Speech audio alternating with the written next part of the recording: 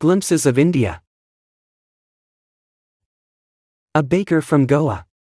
This is a pen portrait of a traditional Goan village baker who still has an important place in his society.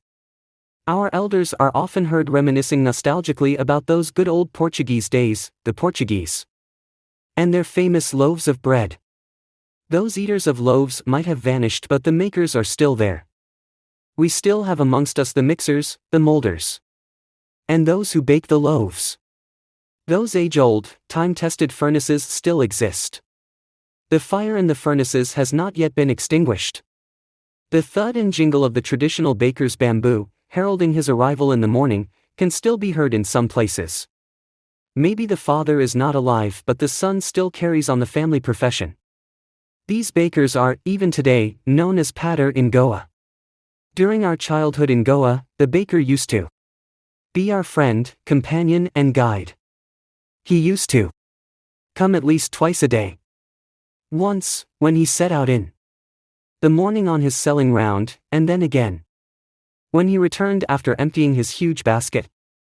The jingling thud of his bamboo woke us up from sleep, and we ran to meet and greet him.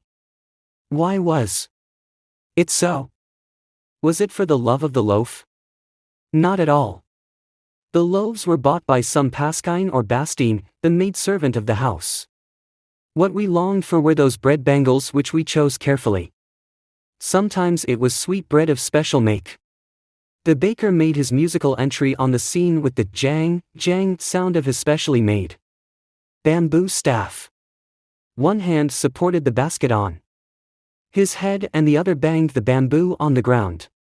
He would greet the lady of the house with "Good morning," and then place his basket on the vertical bamboo. We kids would be pushed aside with a mild rebuke, and the loaves would be delivered to the servant. But we would not give up. We would climb a bench or the parapet and peep into the basket, somehow.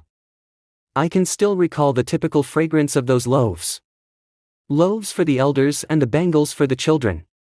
Then we did not even care to brush our teeth or wash our mouths properly. And why should we? Who would take the trouble of plucking the mango leaf for the toothbrush?